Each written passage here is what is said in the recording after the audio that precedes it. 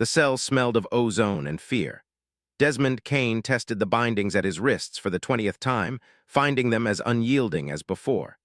3 days in Warlord Krall's detention block had taught him patience, but the sudden arrival of a squad of guards suggested his wait was over.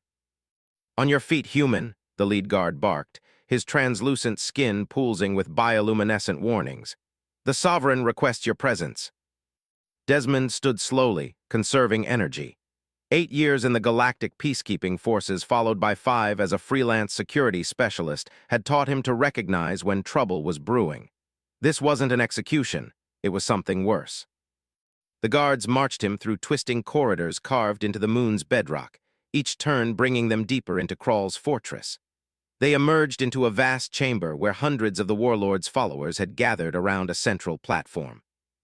"The legendary Desmond Kane?" Krall's voice boomed across the space. The Warlord was massive even for a Vorkan, standing nearly 8 feet tall with armor grafted directly to his exoskeleton.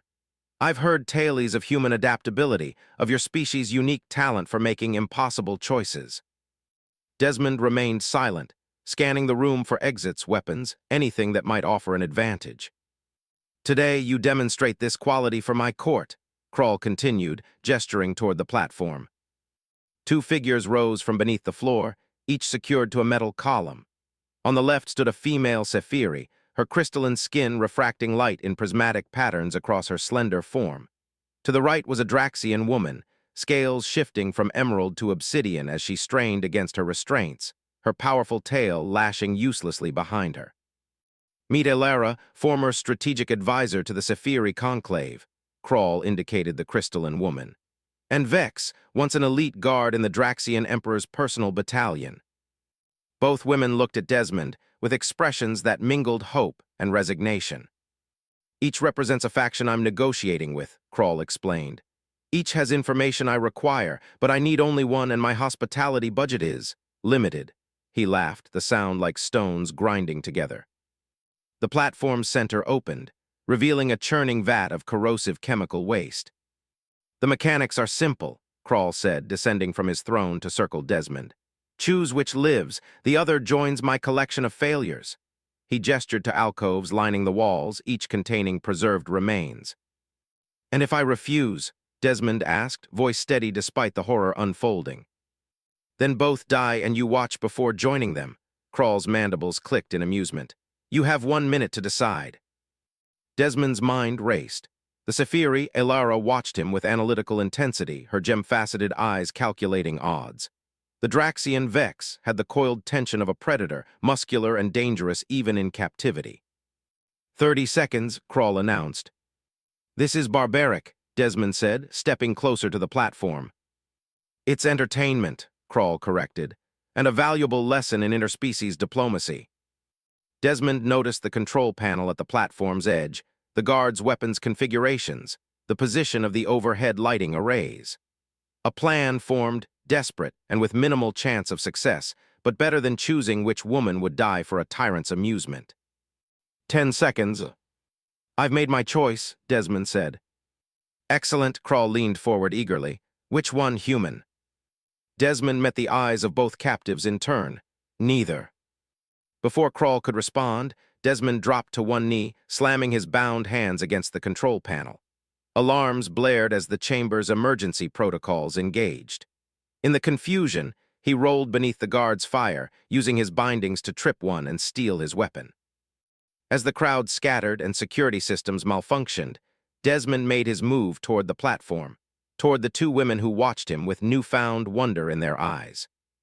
The real game was just beginning. Chaos erupted throughout the chamber. Desmond used the stolen weapon to blast the control panel, sending sparks cascading across the platform. The restraints binding Elara and Vex loosened, not enough to free them, but enough to give them hope. "What are you doing?" Elara called, her crystalline voice cutting through the cacophony. "You've doomed us all." "Trust me," Desmond shouted, diving beneath blaster fire as he made his way to her column. "I'm improvising." The Sefiri woman's eyes widened as he reached her. No species improvises in the face of certain death. "Humans do," he grunted, firing at the remaining restraint mechanisms. Her crystalline form fell forward and he caught her with one arm. Can you run? I can do more than run, she replied, her fingers elongating into glassy, razor-sharp points. Together, they fought their way to Vex's column. The Draxian warrior watched their approach with amber eyes that gleamed with primal intensity. You should have saved yourself, human, she growled as Desmond disabled her restraints. But I appreciate your courage. The moment Vex was free, she launched herself at the nearest guard, her powerful tail sweeping 3 off their feet while her clawed hands disarmed 2 more. This way, she hissed, indicating a service corridor behind the throne. Stop them, Krawl's voice thundered over the commotion. 50,000 credits for each brought back alive. The trio raced through narrow maintenance shafts, Vex leading with predatory grace, Desmond in the middle, and Elara bringing up the rear, her crystalline form pulsing with blue light that illuminated their path. The docking bay is 2 levels down, Vex said between breaths. I memorized the fortress layout while they transported me. Of course you did, Desmond replied with grudging admiration. Any ideas for which ship to steal? I analyzed their fleet composition during my imprisonment, Elara chimed in. The orbital Wasp in Bay 3 has the best combination of speed and stealth capabilities. Desmond almost laughed at the absurdity. 2 mortal enemies working together, sharing intelligence as if they'd planned this escape for months instead of minutes. When they reached the docking bay, a squad of guards was waiting. Vex didn't hesitate, launching into their midst with terrifying efficiency. Elara's fingers transformed into crystalline projectiles that she fired with deadly accuracy. Desmond provided covering fire, amazed at how well they fought together. As they secured the orbital Wasp, alarm klaxons blared throughout the facility. Through the viewport, they spotted Krawl himself storming onto the docking bay floor, bellowing orders to his troops. Can either of you fly this thing? Desmond asked, sliding into the captain's chair. I can navigate, Elara offered, taking the co-pilot's position. I'll handle weapons, Vex added, familiarizing herself with the tactical console. The ship roared to life under their combined expertise. As they lifted off, blaster fire peppered the hull. Vex returned fire with precise bursts that collapsed part of the ceiling, buying them precious seconds to escape. They broke atmosphere with Krawl's security vessels in hot pursuit. We need a jump point, Desmond called, wrestling with the controls. Calculating optimal vector, Elara responded, her fingers interfacing directly with the navigation system. Ready on your mark. With a final burst of thrust, they cleared the moon's gravity well. Stars streaked into lines as they jumped to hyperspace, leaving Krawl and his followers behind, at least temporarily.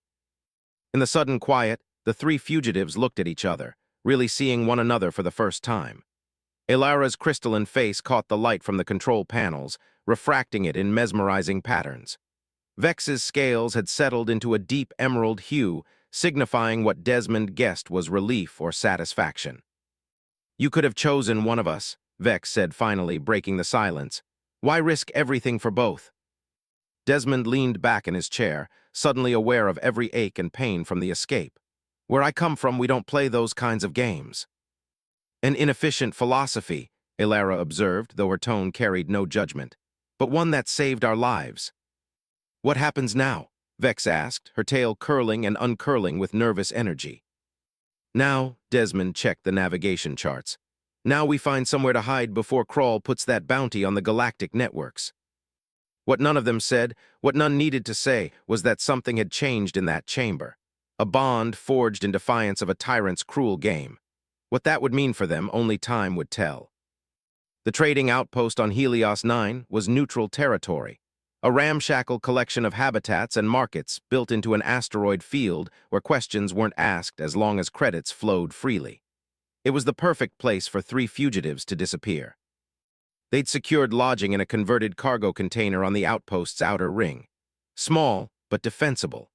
Desmond returned with supplies to find Elara and Vex sitting on opposite sides of the room, the tension between them palpable. Problem? He asked, setting down the provisions. Cultural differences, Elara replied, her crystalline form glinting coolly in the dim light. The Draxian believes I owe you a life debt. I was explaining that Sephiri do not subscribe to such primitive concepts. Vex's scales darkened with annoyance, and I was explaining that honor is not primitive. Desmond sighed, distributing food packets. Let's start over. In human terms, you don't owe me anything. We escaped together. End of story. Impossible, Vex said firmly, accepting the nutrient pack designed for her physiology.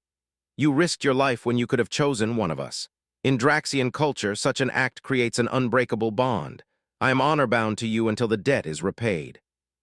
And in Sefiri culture? Desmond asked, turning to Elara. She hesitated, her faceted eyes shimmering with calculation. We do not recognize life debts, but we do acknowledge profound obligation. What you did was without logical precedent. It requires equivalent response. Desmond ran a hand through his hair. Look, I just did what any decent person would do. That is where you are mistaken, Elara said softly.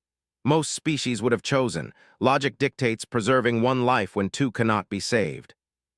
Among my people, Vex added, the strongest warrior would have been the obvious choice. Me. She bared her teeth in what might have been a smile. Your modesty is charming, Elara remarked dryly. Desmond found himself smiling despite the situation. How about we focus on staying alive? Krall will have bounty hunters searching every sector by now. That night, as they planned their next move, Desmond learned more about his unlikely companions. Elara had been a strategic advisor to the Sefiri conclave before being captured during diplomatic negotiations. Her crystalline species valued logic and knowledge above all else, their silicon-based biology allowing them to process information at incredible speeds. Vex had served in the Draxian Emperor's elite guard until a political rival framed her for treason. Her reptilian species prized strength and honor, their society built on strict hierarchical codes. In normal circumstances, our peoples would be enemies, Elara explained. The Draxian Empire and Sefiri Conclave have contested the same territories for centuries. Yet here we are, Vex observed, her tail twitching thoughtfully, bound to the same human. Not bound, Desmond corrected, temporarily aligned. Later, as Elara ran security diagnostics and Vex took first watch, Desmond found himself wondering about the strange turns of fate that had brought them together. He'd never believed in destiny, but something about their unlikely alliance felt significant. His thoughts were interrupted when Elara approached, her movements graceful and precise. There is something you should know, she said quietly. In my culture, what you did, rejecting the binary choice, finding another way, it is considered an act of profound wisdom. Among the Sefiri, such actions are revered. Before Desmond could respond, she placed a crystalline hand on his forearm. The contact sent a strange, pleasant vibration through his skin. What I mean to say, she continued, is that my obligation to you is not merely logical. It is emotional as well. From her position by the door, Vex watched the interaction with unreadable eyes. But when Desmond met her gaze, she gave an almost imperceptible nod of understanding. Something was changing between the three of them, something none of them had anticipated when they fled Krall's fortress. Whether it would be their salvation or their undoing remained to be seen. The mining colony on Epsilon Tauri was supposed to be safe, remote enough to avoid casual scrutiny, yet connected enough to secure supplies and information. For 3 weeks, they'd established a routine. Vex handled security, Elara gathered intelligence, and Desmond worked odd jobs to earn credits. They'd settled into an uneasy harmony, sharing the small apartment above a repair shop. Personal boundaries blurred by necessity in such close quarters. Desmond had grown accustomed to Elara's crystalline humming as she processed data during her rest cycle, and to Vex's habit of perching rather than sitting, her powerful tail maintaining perfect balance. What he hadn't expected was how these alien women would begin to read his moods, anticipate his needs, or how he would find himself doing the same for them. The attack came without warning. Desmond was returning from his shift when the first explosion rocked the colony's central dome. Through smoke and screams, he spotted the unmistakable insignia of Krall's elite hunters. Elara Vex, he shouted into his communicator, we've been found. Acknowledged, Elara's voice came through, impossibly calm. Vex is creating a diversion, meet at extraction point Delta.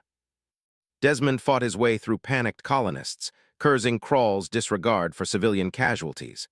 When he reached the designated meeting point, a maintenance airlock on the colony's southern edge, he found Vex already there, her scales battle-darkened to deep crimson, minor wounds seeping emerald blood. Ilara, he asked. Not yet, Vex replied, her amber eyes scanning the corridor. She insisted on retrieving something from our quarters. Worry gnawed at Desmond's gut.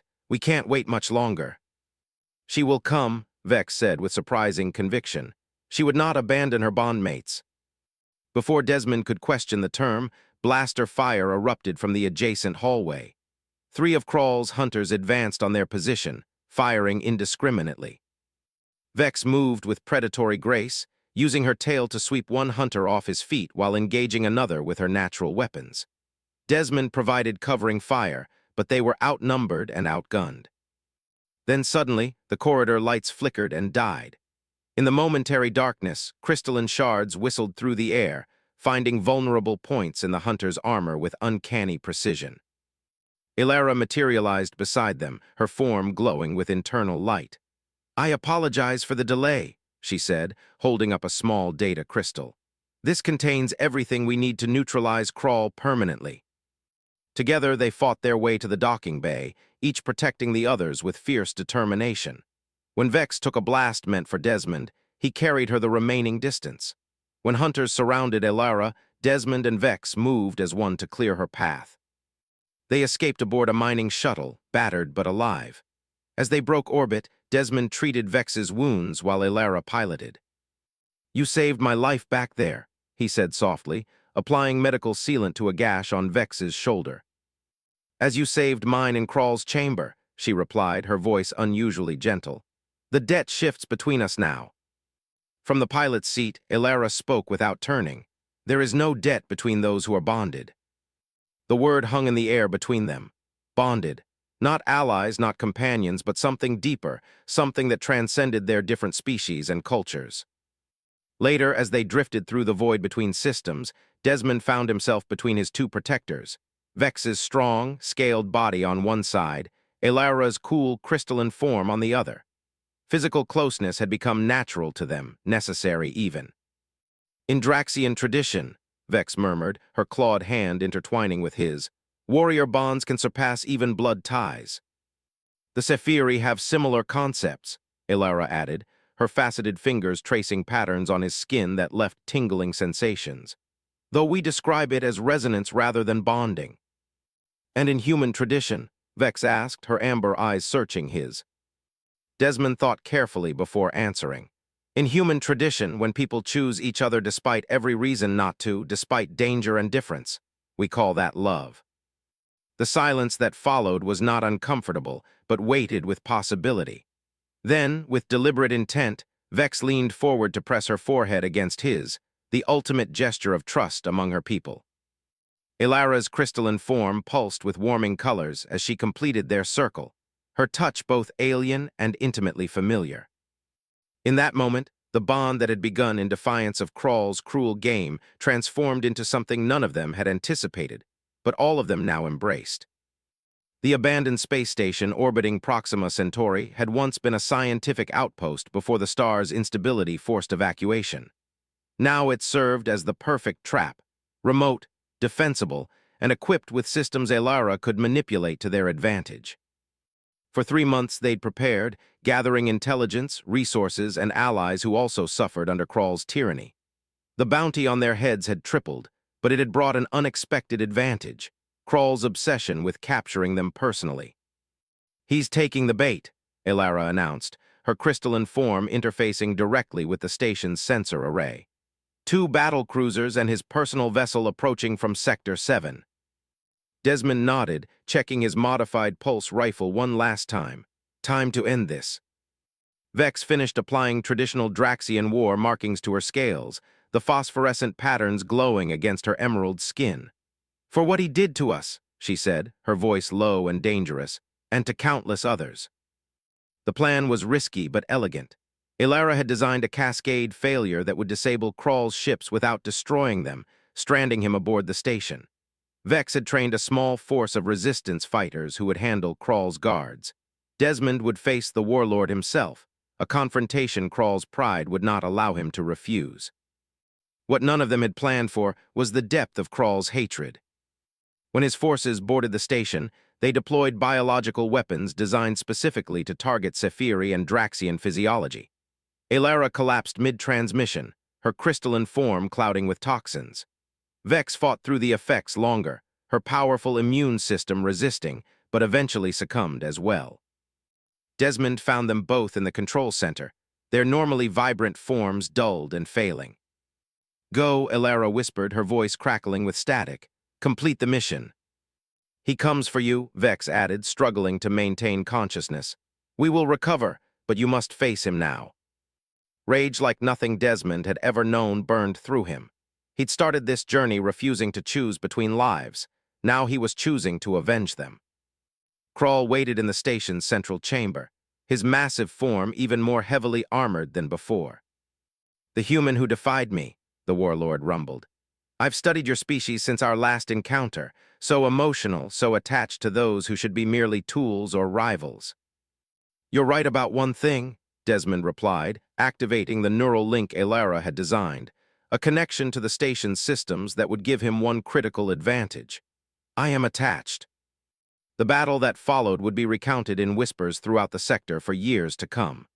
Krull's brute strength and advanced weaponry against Desmond's speed, determination, and the station itself, which responded to his commands through Alara's programming.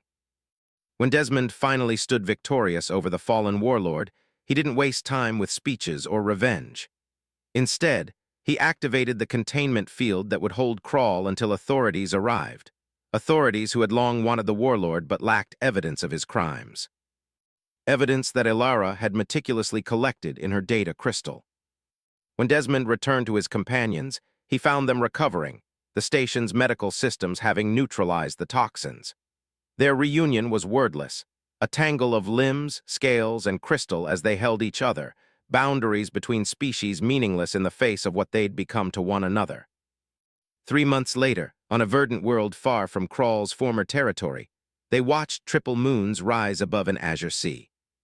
"The Sefiri Conclave has officially recognized our bond," Alara said, her crystalline form reflecting moonlight in dazzling patterns. "The first cross-species triumvirate in our records." "The Draxian Empire is less pleased," Vex added with a predatory smile, "which pleases me greatly." Desmond looked at the two extraordinary beings who had become his family, his lovers, his home. "And humans." "Humans have always been adaptable," Alara observed, her faceted fingers intertwining with his. "And appreciative of strength wherever they find it," Vex added, her tail curling protectively around them both. Under triple moons, the bond that began in defiance of cruelty had become something no one in the galaxy could have predicted. A new kind of family, a new definition of love, a choice to refuse choosing that had ultimately given them everything. "To refusing the game," Desmond said softly. "To making our own rules," Alara and Vex responded in unison. And in that moment, under alien stars, they were complete.